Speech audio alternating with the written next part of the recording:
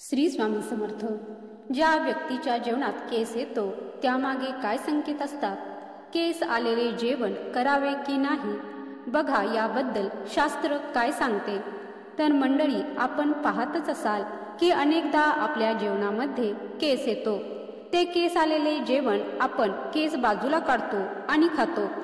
परंतु वास्तुशास्त्रामध्ये तसेच ज्योतिषशास्त्रामध्ये ताटामध्ये केस येण्यामागची काही कारणे सांगितलेली आहेत की ज्यामुळे आपल्यावर येणाऱ्या परिस्थितीचे ते काही संकेत देत असतात. हे संकेत कोणते व जेवणाच्या ताटात केस आला तर आपण काय करावे याबद्दलची सर्व माहिती आपण या व्हिडिओमध्ये जाणून घेणार आहोत. तर मंडळी, आपण समाधानाचे 4 घास पोटात पडावे यासाठी मेहनत करून आपण अन्न ग्रहण करत असतो.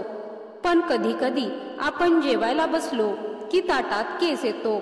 मग आपण तो केस काढून टाकतो, केस बाजूला करून जेवण करतो किंवा दुसऱ्या ताटात वाढून घेतो, नंतर जेवण करतो.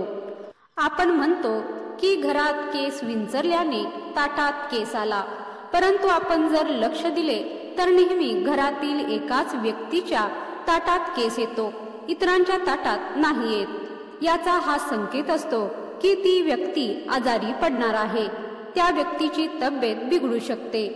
ताटात किंवा तोंडात केस येत असेल तर सर्वात आधी ते अन्न ग्रहण करू नका. जेवणात वारंवार केस आढळणं हे शुभ लक्षण नाही. मान्यतेनुसार यामुळे घरात अशुभ राहूचा प्रभाव असतो.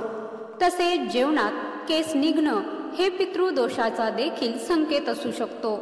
जर तुम्ही जेवणाला बसला असाल आणि तुम्हाला त्यात केस दिसला तर तो पितृदोषाचा संकेत आहे. असं म्हणतात की ज्या घरात पितृदोष असतो त्या घरात जेवण बनवताना किंवा जेवताना अनेक अडचणी निर्माण होतात. जर तुमच्या बरोबर देखील असं घडत असेल तर त्वरित राहू आणि पितृदोष संबंधित उपाय करा आणि जेवताना केस बांधा. तसेच जेवण बनवताना सुद्धा स्वच्छता ठेवा. काही वेळेस आपण जेवण करत असलो आणि आपल्या ताटात चुकून कोणाचा पाय लागला तर ते जेवण दारिद्र्य आणणारे असते. असे जेवण कधीही ग्रहण करू नये.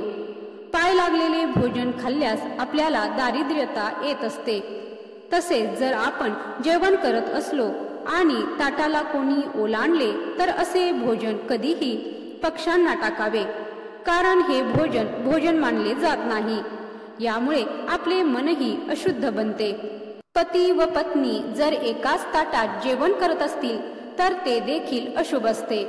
असे म्हटले जाते की एकाच ताटात जेवल्याने त्या व्यक्तींच्या आरोग्यावर दुष्परिणाम होतो.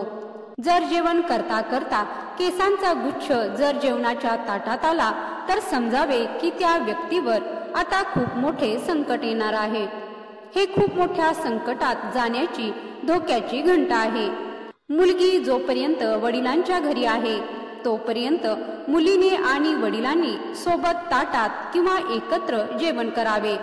यामुळे पित्याचा कधीही अकाली मृत्यू होत नाही, मृत्यूपासून संरक्षण होते. म्हणून जोपर्यंत मुलीचे लग्न होत नाही तोपर्यंत मुलीने तिच्या पित्यासोबत एकत्र बसूनच जेवण करावे. पुराणानुसार असे म्हटले जाते की कधीही इतरांच्या वाट्याचे अन्न आपण स्वतः खाऊ नये. ज्याच्या त्याच्या वाट्याचे अन्न त्यांनी खावे, कारण त्यांच्या वाट्याचे अन्न आपण स्वतः खाल्ल्यास आपल्याला दारिद्र्यता येते. जसे सुदामाने भगवान श्रीकृष्णांच्या हिश्श्याचे चणे गुपचूपपणे खाऊन घेतले होते तर त्याला घोर दारिद्र्याचा सामना करावा लागला होता. आपल्या भोजनातील पशुपक्षी यांचा भाग त्यांना देऊन टाकावा, मगच आपण अन्न ग्रहण करावे. त्यांच्या वाटेचे अन्न कधीही खाऊ नये. सर्वांना वाटून मिळून मिसळून भोजन केल्यास आपल्याला त्याचे पुण्य मिळते व देवी लक्ष्मी आपल्यावर प्रसन्न होते. वास्तुशास्त्रानुसार तुटलेल्या फुटलेल्या ताटामध्ये जेवण करणे अशुभ मानले जाते. यामुळे आपल्या दुर्भाग्याला आमंत्रण देण्यासारखे होते. त्यामुळे आपल्या जीवनात दुःख, दारिद्र्य प्रवेश करते. एकादशीच्या दिवशी कधीही तामसिक अन्नाचे सेवन करू नये. शास्त्रानुसार एकादशीच्या दिवशी मांसाहार तसेच मद्यपान करू नये. तसेच सात्विक अन्नाचे सेवन करावे। जेवणाची नासाडी करणे किंवा अन्नाचा दुरुपयोग करणे हे शास्त्रानुसार चुकीचे मानले जाते। म्हणूनच ताटात अन्न कधीही सोडू नये, लागते तेवढेच अन्न घ्यावे। तसेच आपले जेवण झाले तरी इतर सर्वजण उठल्याशिवाय आपण ताटावरून उठू नये। असे केल्यास आपले पितर नाराज होतात आणि आपल्याला पितृदोष लागतो। जेवण झाले की ताटात हात धुणे हेही शास्त्रानुसार निषिद्ध मानले गेले आहे, कारण योनीतील जीवांचे रक्षण होत नाही। म्हणून जेवण झाले की त्यात थोडेसे पाणी टाकून द्यावे आणि हात दुसरीकडे धुवायला जावे। ताटात हात धुणे अन्नाचा अपमान करण्यासारखे आहे, म्हणून ही चूक कधीही करू नये। जेवायला सुरुवात करण्यापूर्वी ओम शांती शांती किंवा अन्नग्रहणाचा मंत्र जप करावा।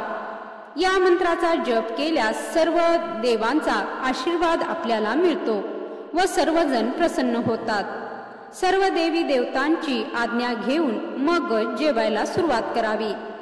आपल्याला मंत्र येत नसेल तर जेवणाला सुरुवात करण्यापूर्वी फक्त भगवंताचे ध्यान करावे आणि भगवंताला सांगावे की भगवंता जेवायला या, आणि मग जेवायला सुरुवात करावी। यामुळे ही आपल्यावर भगवंताची कृपा होते आणि आपल्याला सुख समृद्धीची प्राप्ती होऊन अन्नधान्यात बरकत येते। जेवण करायला बसण्यापूर्वी सर्वात आधी भगवंतासाठी नैवेद्य अर्पण करावा, म्हणजे ते अन्न न राहता प्रसाद बनतो आणि प्रसाद ग्रहण केल्यास आपल्याला कधीच कोणत्याही गोष्टीची कमतरता भासत नाही। भगवंताला न चुकता दररोज नैवेद्य अर्पण केल्यास आपल्या घरात अन्नधान्याची बरकत होते। घरात कधीही अन्नधान्याची कमतरता जाणवत नाही। तसेच बिछाण्यावर बसून कधीही जेवण करू नये, यामुळे व्यक्तीला कितीतरी रोगांचा सामना करावा लागू शकतो। नेहमी जमिनीवर आसन टाकून त्यावर बसूनच जेवण करावे। जेवण करताना कधीही कोणालाही हटकू नये, यामुळे जीवनात दुर्भाग्य येऊ शकते। तर अशा प्रकारे आपण जेवण करण्याचे काही नियम पाहिले आहेत। तसेच जेवणाच्या ताटात केस आल्यावर आपण काय करावे याबद्दलची देखील आपण या व्हिडिओमध्ये माहिती पाहिली आहे। तर हा माहितीपूर्ण व्हिडिओ तुम्हाला कसा वाटला ते नक्की सांगा। तसेच कमेंट बॉक्समध्ये जय श्री स्वामी समर्थ किंवा जय अन्नपूर्णा माता लिहायला विसरू नका। आणि तुम्हाला हा व्हिडिओ आवडला असेल तर व्हिडिओला एक लाईक नक्की करा आणि व्हिडिओ जास्तीत जास्त शेअर करा। व्हिडिओ शेवटपर्यंत पाहिल्याबद्दल धन्यवाद। जय श्री स्वामी समर्थ।